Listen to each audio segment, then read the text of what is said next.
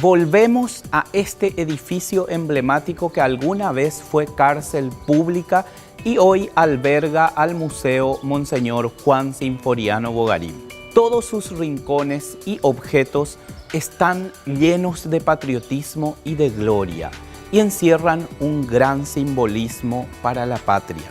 Lo exploramos en coincidencia con un nuevo aniversario de la independencia nacional.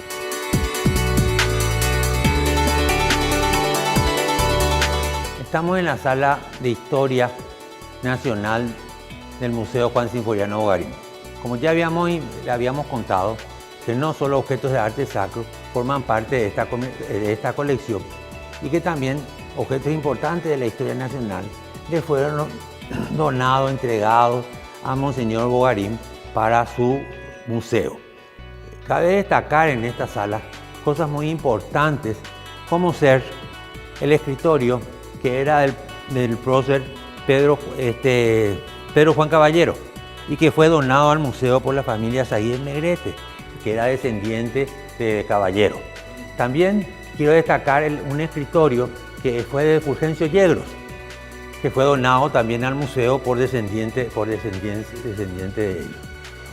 En esta sala de Historia Nacional quisimos juntar todos aquellos objetos que van desde la época, lo que tenemos desde la época de la conquista hasta después de la guerra del 70, en ese periodo de tiempo. Arquitecto, antes de pasar, ¿cómo funcionaban estos escritorios? ¿Cómo se usaban? Porque no son como los escritorios de ahora. No, y de hecho, este era un escritorio portalibro para escribir, tenía que tener su silla. Aquí se abrían y tenían los papeles donde guardaban. Realmente trabajaban con libros muy pesados o grandes. De hecho, es que tienen el recuadro para que el libro no se caiga. Lo mismo es este otro escritorio, en que el de las cajitas, que tendrían ahí sus papeles, sus cositas, cuadernitos de apunte, también el lugar donde guardaban las plumillas, y que a su vez el escritorio hacía de propia secretero. Son un hermoso secretero. Y el escritorio también hacía de cómoda para utensilios del escritorio o de la casa. Ahí se ven los cajones con sus cómodas, ¿verdad? Y sus extensores para... Y al cerrar ahí... Al cerrar ahí queda el escritorio, queda como un mueble. Esto fue restaurado, lo limpiamos, lo lustramos y también se ajustaron todos los herrajes, pero es una pieza original de la época de la independencia nacional. La madera es de madera, ¿no? La madera es cedro, es hecho aquí en el país. La madera es cedro, lo mismo que aquella también es cedro, que era la madera que más se utilizaba y que se siguió utilizando como madera de fácil, útil para trabajar, en muebles especialmente. Las espadas, la pared de tarro está decorada con una serie de objetos ya de la era colonial, como si también de objetos provenientes de la guerra del 70 especialmente.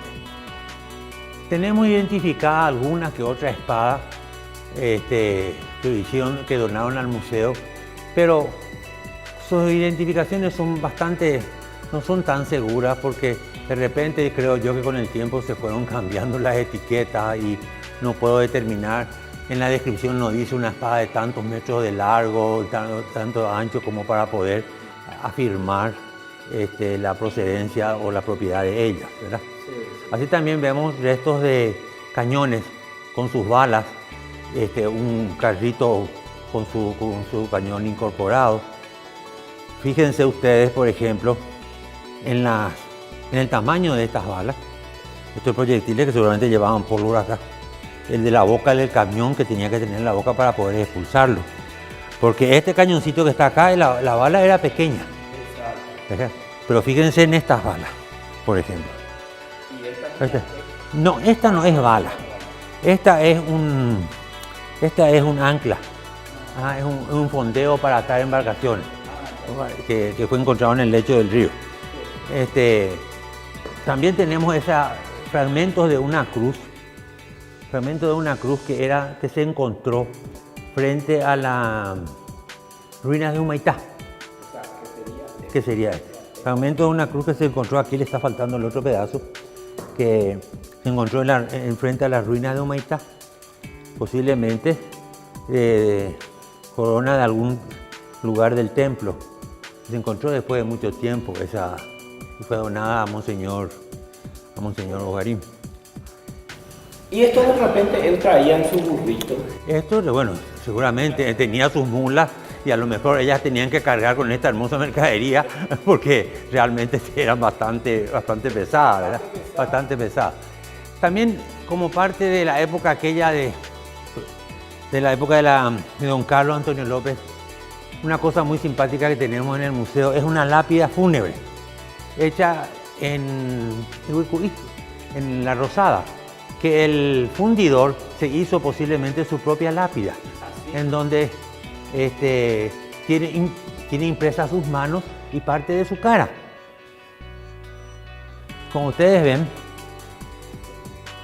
se hizo en el año 1855, en pleno auge del progreso de don Carlos Antonio López. Hace su lápida y imprime sus manos en el hierro candente, porque esto se hacía el molde en barro y después se colaba el hierro. Sus manos y su cara. Su cara. Qué curioso, ¿no? Muy curiosa esta pieza. La obsequió un señor de nombre Francisco Barrio Canal a Monseñor Juan Sinforiano Bogarín. Eso tenemos como dato. También tenemos ropas de la época de la conquista, de ropas utilizadas por las mujeres, como un detalle muy importante y muy curioso. Tenemos un vestido de novia y ese vestido de novia es de color verde con negro. El color verde con negro es el que está aquí abajo, de época del doctor Francia. Raro que en esa época se utilizaran vestidos de otros colores que no sean el blanco, ¿verdad? No era raro. No era raro porque Francia había prohibido el casamiento entre los mancebos de la tierra para que no se procreen gente con la mentalidad superior a la que él ya tenía, ¿verdad? Entonces él prohibía esos casamientos. Eso sí están en los libros de historia. Entonces y las misas también se hacían de madrugada, no durante la mañana, durante el día para que... Y la gente entonces se iba a oír misa a la mañana, a la madrugada y a casarse de madrugada. Y se casaban. Se casaban con un buen vestido que tenían, no precisamente blanco para no dar cuenta de lo que en ese momento estaban realizando. Para que el dictador no sepa que... El dictador sabía, pero la misa se hacía a las 5 de la mañana, eso. Sí, también tenemos, como ven ustedes, restos de punta de lanza,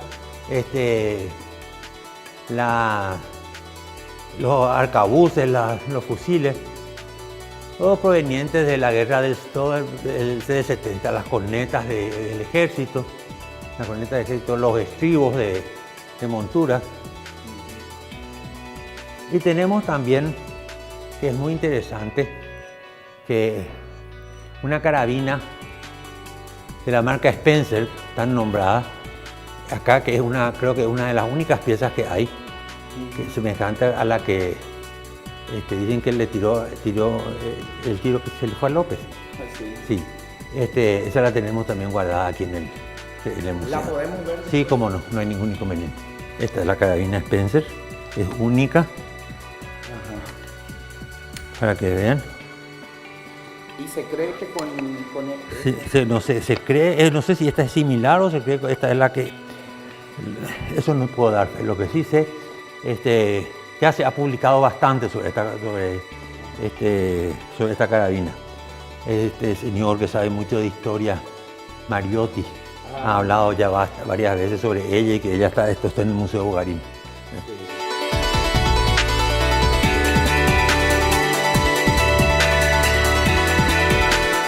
Esta sala dedicada a la historia nacional lleva el nombre de uno de sus grandes benefactores, Manuel Duarte Pallarés. Aquí se conservan objetos armas, municiones que memoran los tiempos más gloriosos de la guerra contra la Triple Alianza. Tenemos este cañón, están las balas, una cruz que era de Humaitá, objetos hechos en la fundición de hierro de Ubucuí, armas que pertenecieron al general Patricio Escobar y a tantos otros héroes de la contienda. Sí, como objeto muy importante que tenemos en este museo, en esta sala de historia, son las espadas, los sables que eran de uso del general Patricio Escobar. Estos sables fueron donados por la familia Escobar con sus fundas y sus decoraciones. Fueron donados al museo Monseñor Bogarín, o a Monseñor Bogarín en su momento, porque el general Escobar fue muy amigo de Monseñor Bogarín. De hecho, fue cuando en el primer viaje, estando el general Escobar en Pedro Juan Caballero, al llegar cerca de ahí, Monseñor Bogarín le pide a Escobar que le indique, a ver si le podía indicar en dónde estaba enterrado López, el mariscal López, sirviéndose de anécdotas, de conversaciones que anteriormente habían tenido entre ellos dos. Entonces combinaron para ahora el momento y ellos se encuentran. Escobar se encuentra con Monseñor Bogarín en un sitio, porque Escobar recordaba que entre dos árboles que no distaban entre sí mucho, que tenían 4 a 5 pulgadas de diámetro. 4 o 5 pulgadas de diámetro es una cosa así, ¿verdad? Sí, no eran. Que entre esos dos árboles, a 600 o 700 metros de ahí estaba el lugar en donde lo habían enterrado a López. Claro. Entonces van y buscan, llega Escobar, se posiciona en el lugar y individualiza esos árboles, pero ya esos árboles pasaron 30 años y ellos tenían 18, 19 pulgadas de diámetro. Y entonces se pone Escobar y le dice a Bogarín, levantando los brazos, le juro, Monseñor, que a mis pies es este lugar donde está enterrado el mariscal Francisco Solano López. Entonces me voy a poner de rodillas y le voy a jurar. Y entonces le dice Monseñor Bogarín, no hay necesidad del juramento, con que usted me diga ya. Bueno, entonces Monseñor Bogarín en ese momento hace poner una mesa encima, reza el primer responso que se reza sobre la sepultura del mariscal López, ¿verdad? También le muestra después posteriormente Escobar un lugar cercano de ahí, en donde había un montículo de tierra alta, que era el lugar preciso en donde lo habían enterrado a Panchito López y al vicepresidente Sánchez. Eso fue individualizado en ese momento y esa es una linda anécdota que fue entre Bogarín y Escobar. La Virgen que tenemos, la imagen de la Virgen que tenemos detrás de nosotros, esa era la imagen del oratorio de la casa del general Escobar. Y está aquí en esta sala justamente por el homenaje a Escobar, que son los dos artículos de su propiedad.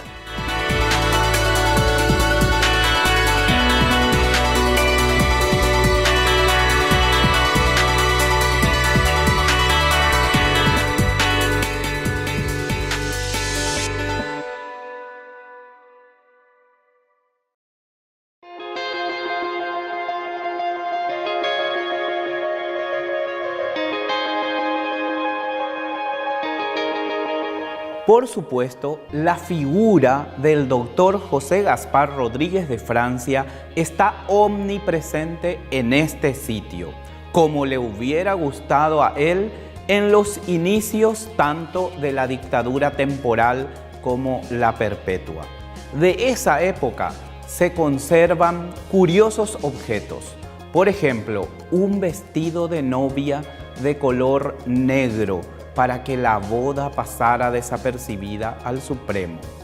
Además, se tiene el botiquín del doctor Juan Vicente Estigarribia, médico personal del doctor Francia.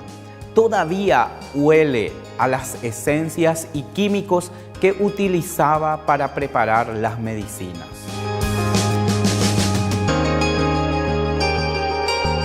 Estos tres óleos pintados sobre tela son sin firma, corresponden a descendientes del prócer Fernando de la Mora.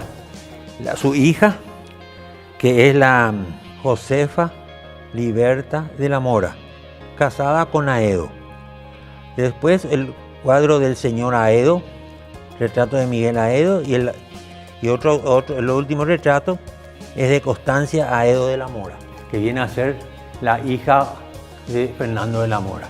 Este es el principio de pintura registrada, mantenida en el país, registrada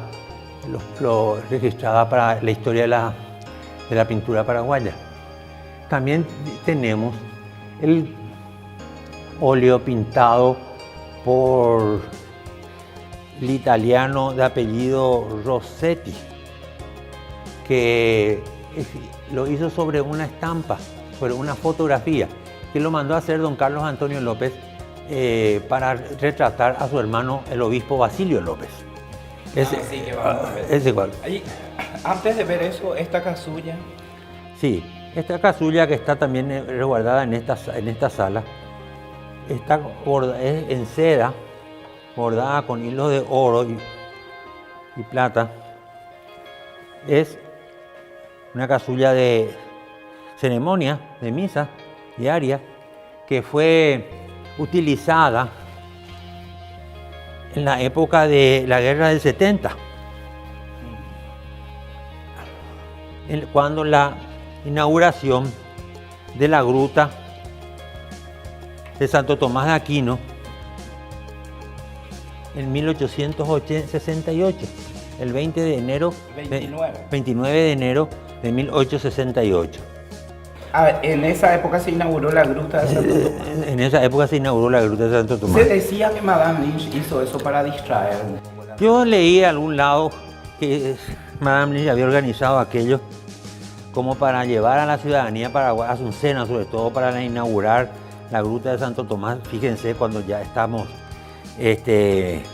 a un año, hacia finales de la guerra, en donde el Paraguay estaba devastado en todo sentido, de gente y de dineros, para tener un ornamento tan fino como este, que es una casulla ricamente bordada, o era posiblemente una de las existentes en el Paraguay, que le mandaron grabar el tema, pero yo creo que no, ya se hizo, ya viene de fábrica la inscripción de la confección de la casulla, y para el fin que se destinó. Ahora entramos a esta sala, que es fascinante. Sí, en esta sala está dedicada exclusivamente a todo lo que se refiere a la familia López, tanto don Carlos como el mariscal. En esta tenemos expuestas cosas muy importantes, muy interesantes, como por ejemplo ropa, las camisas que usó López, las camisas que usó el mariscal López, que fueron donadas al museo. ¿Eran camisas de encaje? Eran camisas de encaje. Eran camisas de encaje. Así también un saco de vestir de lujo, de fiesta, que perteneció a Isidora Díaz, la hermana de general Luis Díaz, que era la dama de compañía, la de gran confianza de Madame Lynch. Madame Lynch la llevó a ella a Europa. La llevó a Europa y todo. Inclusive, yo no sé si esto habrá sido la Lynch que le entregaba a ella, ¿verdad? Porque no creo que Isidora López tenga dinero como para comprarse esa ropa. Bueno, este es un nicho de oración, donde tenía un Cristo hermoso que está ahí adentro, que era de doña Juana Paula Carrillo, la madre del mariscal, con su crucifijo correspondiente.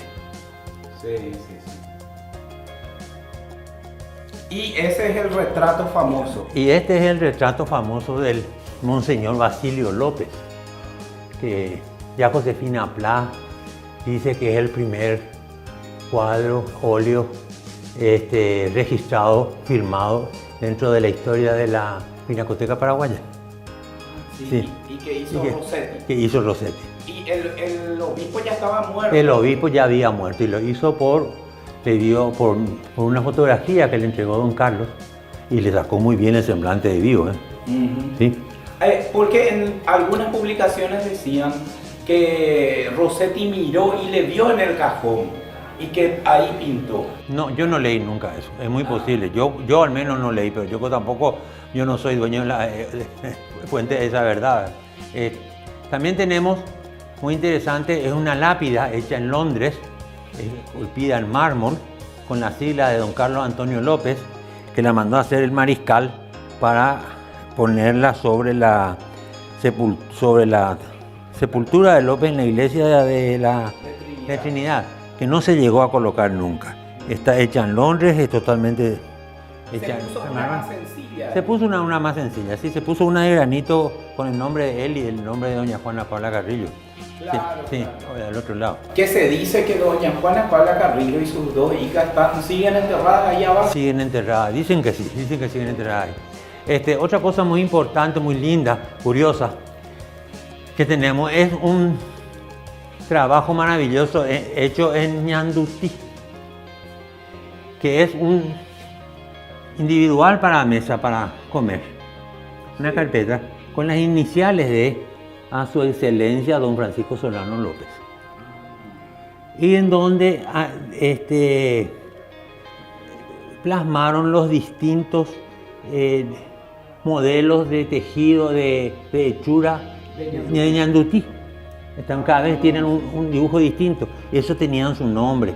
Arazapotú, jazmín y todas esas cosas, ¿verdad? Hasta el tul está todo hecho en hilo fino natural, ¿verdad? Para decir que eso era de la mesa del servicio de mesa del mariscal, se comía muy bien, había sido este señor, ¿verdad? Estaba muy fino. Bueno, en esta biblioteca tenemos registrado existen cosas menudas muy importantes, como ser, por ejemplo, la cristalera regalada por Madame Lynch al mariscal. Aquí ven los vasitos de cristal, perfectos, en muy buen estado algunos, ¿verdad? Y la licorera correspondiente. Y algunos que se rompieron, que ya faltan las piezas para reponer. Así también un escritorito para cartas de Madame Lynch, muy bonito, que se abre, que era para el lugar donde guardar las cartas y los papeles.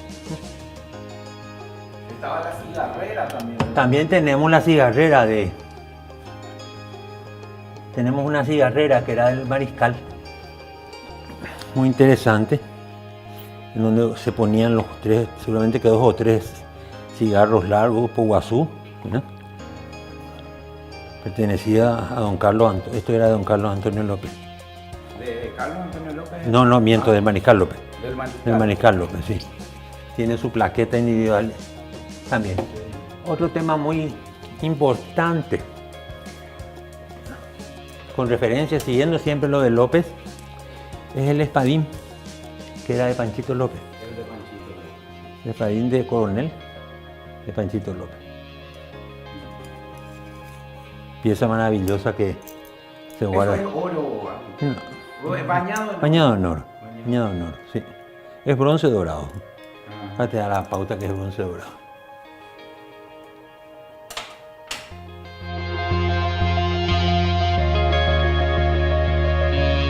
Y por último, también tenemos, interesante, es este escritorio, que también era de uso de la Lynch. Muy interesante, que es un escritorio, tiene sus puertas. Acá era el lugar para los papeles, ¿verdad? Sí, sí. Aquí se guardaban los tinteros y plumillas. Y esto tiene un secretario, se saca y acá abajo era el resguardo La caja fuerte. La caja fuerte de los papeles y los documentos. Sí, sí. ¿Verdad? Este escritorito de viaje también llevaba una... llevaban los viajes. En los viajes. No, en los viajes de uso de la casa también era. Ajá, sí. ¿Verdad? Esto tenía acá puesta una pizarra. Una pieza de cerámica pizarra en la cual se escribía a lápiz o a carbonilla, que era como anotador. Después se sacaba esa pieza como un azulejo, ¿verdad? Se sacaba, eso se lavaba con agua, se borraba y se volvía otra vez a colocar. Lastimosamente esa pieza no la tengo, pero totalmente rota, no fue posible restaurarla. Entonces restauramos. Una de las restauraciones que nos ayudó a hacer la dirección de restauración de la Escuela de Bellas Artes. Ah, ya.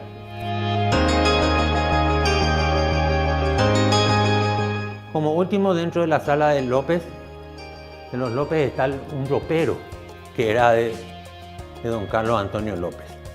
Este ropero, para mí que era más un armario de colgar monturas o cosas pesadas, porque no tiene estantes. Y tiene en el interior unos ganchos, unos soberanos ganchos, que no es para poner ropa fina ni liviana. Posiblemente eran para poner arreos y monturas. Y el sillón, este sillón que fue hecho también en Ehuecuí, que es un sillón, una mecedora, que era del uso de Madame Lynch, y que acá llevaba su cuero para poder anatómicamente poder desarrollar el asiento. Y es una silla bastante pesada, no es para mover una persona sola. Ahí necesitaban 2 personas de servicio para poder sentarla a la Madame Lynch a dormir donde se le ocurría. Un objeto muy importante, muy significativo que guardamos aquí en esta sala es una caja de medicina que era del doctor. Esta era del doctor, que era del médico del doctor Francia. De apellido Estigarribia. El doctor Estigarribia. Esta caja de medicina, vamos a salir, la vamos a inspeccionar, se las voy a enseñar porque es sumamente curiosa. Vamos a ver hacia atrás. Sumamente curiosa y muy interesante de conocerla. Juan Vicente Estigarribia se llamaba el médico de López. Y se iba de Francia. Y se iba a la consulta. Y aquí llevaba las drogas y los tubos de ensayo y tubos de preparación para preparar la droga de la medicación que él estaba recetando para ese momento, ¿verdad? Esta caja tiene también un secreto que está aquí abajo, que no se puede abrir, salvo que le saquemos el tensor, y ahí sale el cajoncito. En este cajoncito tenemos el almirez pequeñito para poder romper, triturar, amasar la droga que va a preparar, ¿verdad? Que va a preparar. Tiene la espátula, que seguramente que acá vienen las cajitas con material para poder colocar ahí, ¿verdad? Tiene su espátula. Y también muy curioso que todo eso tiene su balancita.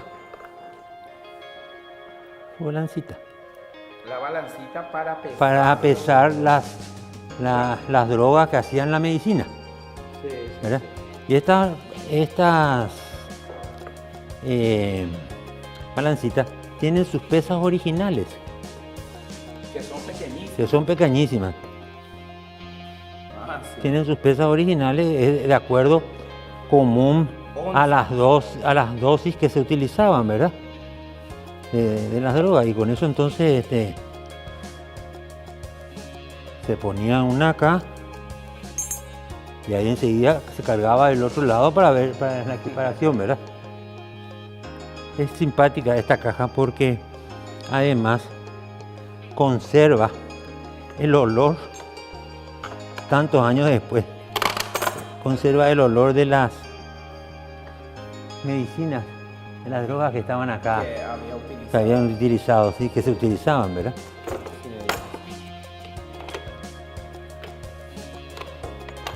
La caja es una hermosa caja, ¿eh? Es una hermosa caja, un trabajo de ebanistería maravilloso, no tienen... Y estaba todo forrado en pana.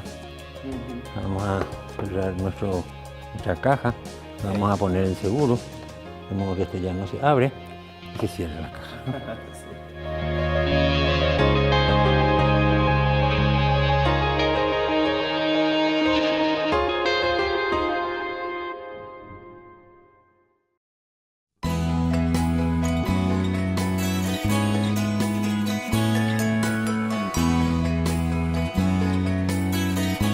Esta es la sala dedicada a la familia López. Allí se encuentran objetos que pertenecieron a don Carlos Antonio López, a doña Juana Pabla Carrillo, a Francisco Solano López, a madame Elisa Alicia Lynch y al propio Panchito López. También podemos apreciar en todo su esplendor el retrato del obispo Basilio López, hermano de don Carlos, quien fuera pintado una vez fallecido por el italiano Rossetti, quien ganó fama en aquella oportunidad y fue incluso elogiado por el Semanario de Avisos y Conocimientos Útiles. Todos esos objetos están bajo la atenta mirada del único retrato conocido de Pancha Garmendia.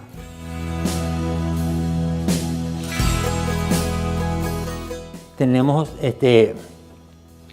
esa espada que era de Duvigis Díaz, el general José Duvigis Díaz, muy importante. Héroe de Curupaitú. Héroe de Curupaitú. Y también charretera charretera de Resquín, el general Resquín. Y abajo hay un sable, la cubierta de un sable, la pieza de aluminio que da el mariscal López, que están grabados sus iniciales. Lo voy a sacar para que vean.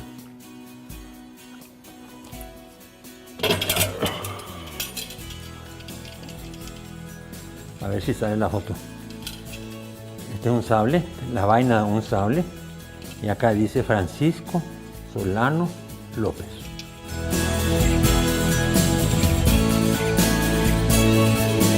Foto de Pancha Garmendia, una de las muchas fotos han salido semejantes a esta. Yo creo que esta es la primera que tenemos, que está registrada y tiene letra de Monseñor Luján como Pancha Garmendia.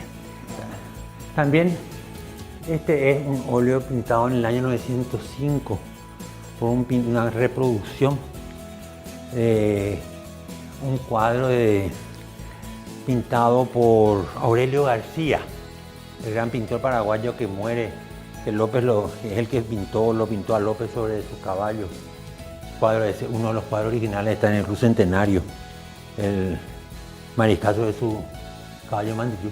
Y este es una copia del cuadro hecho por un señor que se llamaba Silva de apellido, que lo hizo en el 904, copia de un cuadro de don Carlos. Acá está bastante favorecido don Carlos, muy flaco. Sí, bastante. Pero el original de este cuadro no sabemos dónde está. Ya. Pero lo importante es que es réplica de un cuadro pintado por Saturio Ríos, que después muere a causa de heridas de guerra.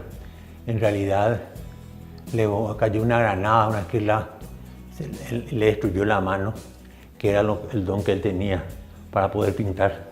Y después a raíz de esas enfermedades, de esas infecciones que tuvo, él falleció. Sí. Aurelio García.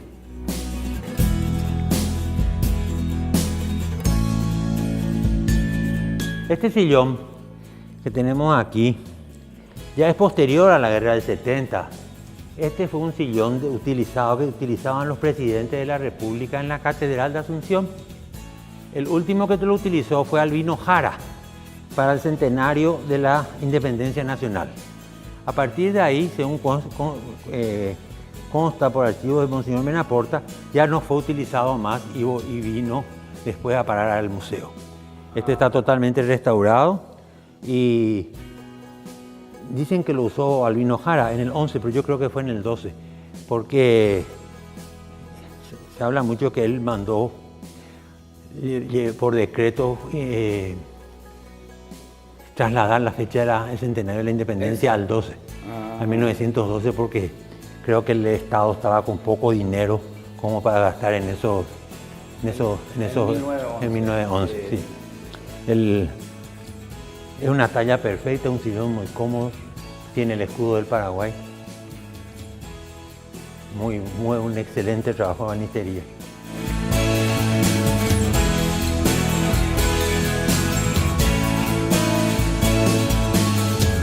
Como pieza muy pintoresca, tenemos esto que se llama valero, que es para hacer las balas de los fusiles que se utilizaban cuando en la guerra del 70. Entonces se cerraba, se calentaba el plomo y se echaba por estos orificios. El excedente salía del otro lado y al abrir caían los balines. Entre los libros que tenemos en este museo guardado está este manuscrito del libro de oraciones que escribió el señor Leandro José de Zavala y Rodríguez de la Peña durante 20 años que permaneció en la cárcel por orden del Supremo Dictador.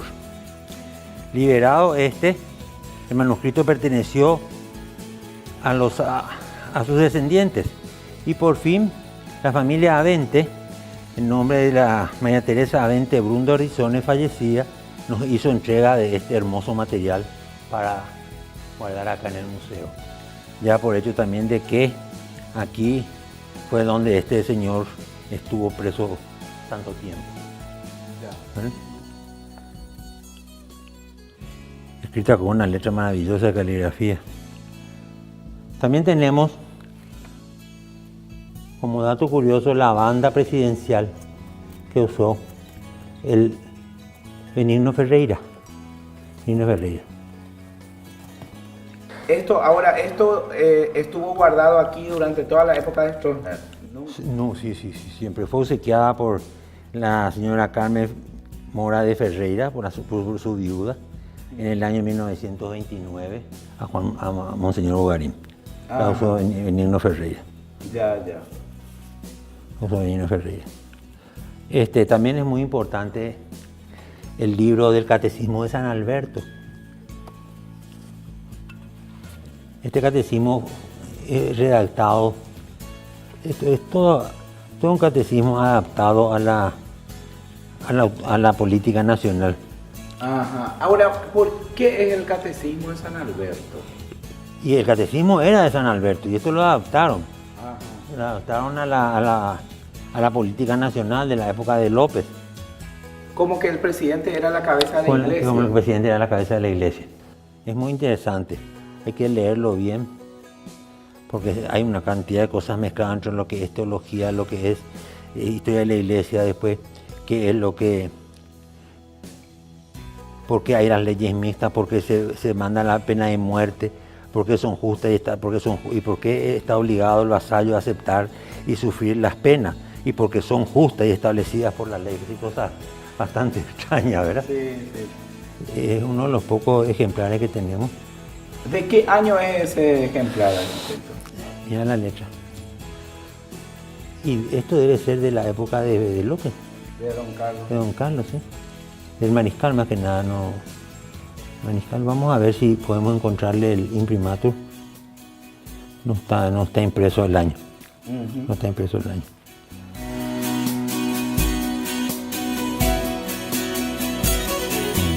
Esta es una cuchara simbólica con la que se dio inicio a la construcción del Seminario Metropolitano, que es la gran obra de Monseñor Bogarín. en fecha de Asunción 7 de 1930. 7-20, debe estar del revés seguramente, septiembre 20 de 1930 dice el número romano. Y otra que es con la que se dio la palabra inicial para la instalación del altar, consagración del altar del oratorio de la Virgen de la Asunción, de fecha 1939. Porque entonces el oratorio se inauguró como Panteón de los Héroes, se terminó la obra y se inauguró como Panteón de los Héroes. Y no tenía el altar a la Virgen de la Asunción. Y posteriormente una comisión de damas muy importante consiguieron los medios como para mandar a hacer el mármol y instalar ese altar, ese retablo hermoso que tiene donde está la Virgen de la Asunción.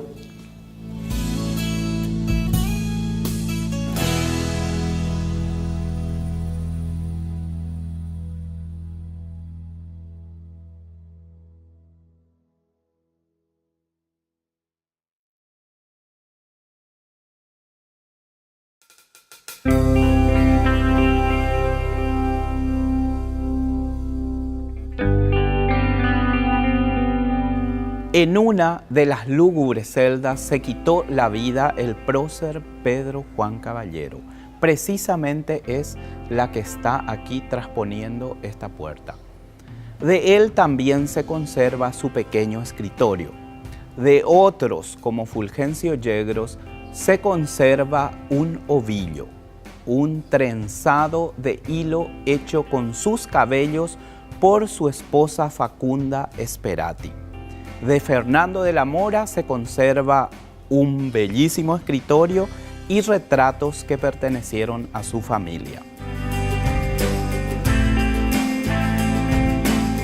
Tenemos en esta vitrina objetos de plata de las imágenes, muchas son parte de las imágenes que tenemos en el museo y que las guardamos como son las coronas de la Virgen de la Merced, la Candelaria, las guardamos aquí porque son objetos de valor que pueden ser muy frágiles de llevar y hay que cuidarlos. Muy importante, por ejemplo, un objeto muy importante que tengo es esta pieza que es bastante rara, que dice probanza de sangre del hermano de Fulgencio Yegros. Se ve que era una ceremonia donde se punzaba el dedo, uno de los dedos goteaba sangre. Y eso era para el efecto de las ordenaciones sacerdotales. Sí. Es como una pieza única. Sí. Tenemos guardada aquí. Que también forma parte de la historia nacional. Esto es muy una pieza del hisopo. Sí. Hisopo de agua bendita, ¿verdad? Ajá. Una pieza hermosa de plata, fíjense la empuñadura del hisopo. Qué belleza. Acá tiene. Ah, es el cabello, el rulo recogido. Una pieza de plata auténtica nacional. Sí, es un sermonario muy interesante que contiene sermones desde el año entre 1690 y 1694. Atienden la antigüedad del libro. Sí. Son 450 páginas encuadernadas. Encuadernadas. Y de modo que tenían todos los meses, todos los días el sermón para el día, conforme a las lecturas para poder explicar en las misas y para también aquellos que no tenían muy bien el don de cómo poder armar su mensaje del Evangelio y de lo que se trataba en el día. Entonces, de repente, en esta aparece, por ejemplo, plática de las malicias y los daños y de la mentira, que tiene fecha mayo de 1692. Entonces acá hablan, por ejemplo, dice, el caso es que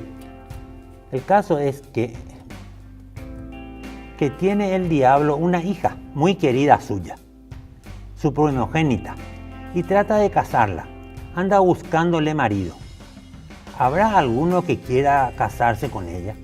Jesús, me dirán todos haciéndose mil cruces. Tal fue pregunta, tal fue proponer la respuesta. De ninguna manera. ¿Quién había de querer casarse con la hija del diablo? Basta tener al diablo por diablo y tenerlo también como suegro. Eso está espectacular. Eso está espectacular. Sí, sí.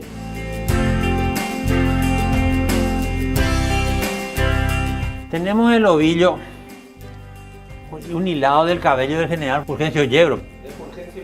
Sí, que hiló su esposa. Que hiló su esposa, que se llamaba doña Facunda Esperati. Y hizo este ovillito con cabellos del marido, el Yegro. Exacto, sí, sí. Vino aquí una descendiente de ellas, donó al monseñor Bogarín. Una nieta de Yegro, Dolores Yegro, viuda de Aguayo, que le dio con una constancia firmada por ella en el año 1931. Yo quiero destacar sobre todo la gran confianza que han puesto en mí la Conferencia Episcopal Paraguaya, nombrándome director, secretario ejecutivo de la Comisión para los Bienes Culturales de la Iglesia, que me motiva a llevar todo esto adelante con mucho honor y más todavía debiéndome a la confianza que he recibido de ellos. También a la Comisión de Bienes Culturales de la Iglesia, pues nuestro presidente es el Monseñor Francisco Pistilli, obispo de Encarnación, y del cual directamente dependo, y él está informado de todos los trabajos que realizamos en el Museo Bogarín. ¿Hay posibilidades de abrir el museo? Habrían posibilidades, todos los días rezo para que alguien se ilumine y podamos tener la posibilidad de reabrir este museo. Esa es la verdadera historia.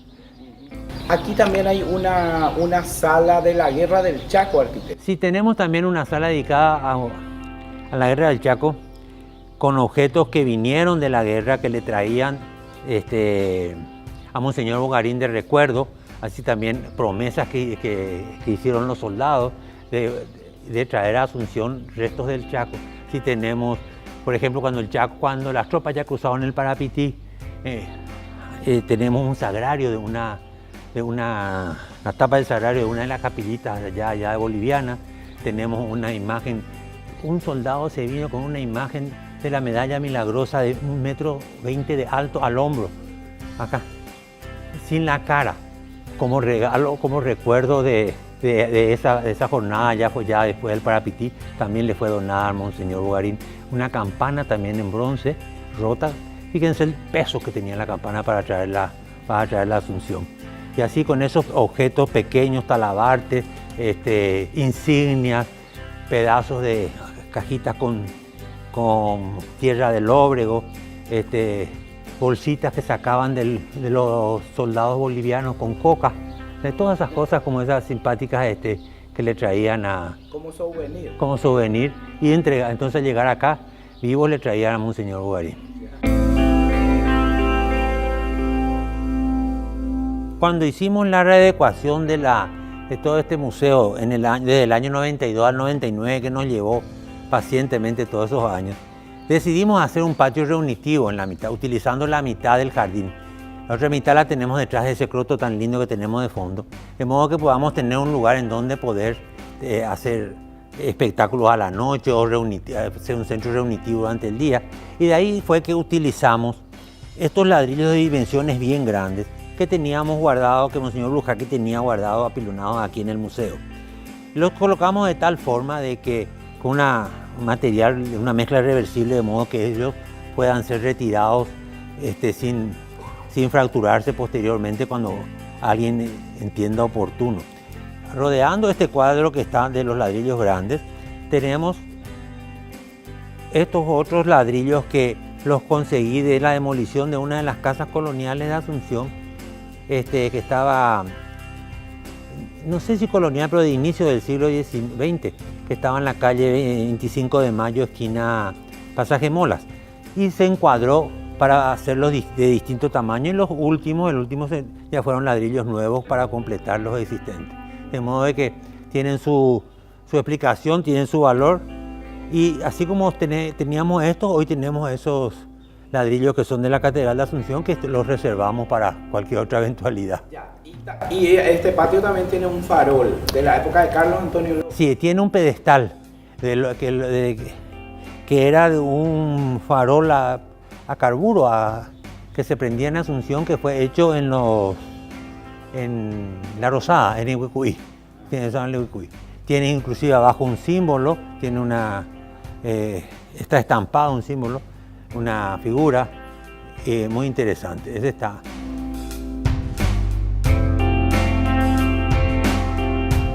Conocer este sitio eleva el patriotismo y nos ayuda a valorar la historia. Esperamos les haya gustado esta propuesta de la Asunción Escondida.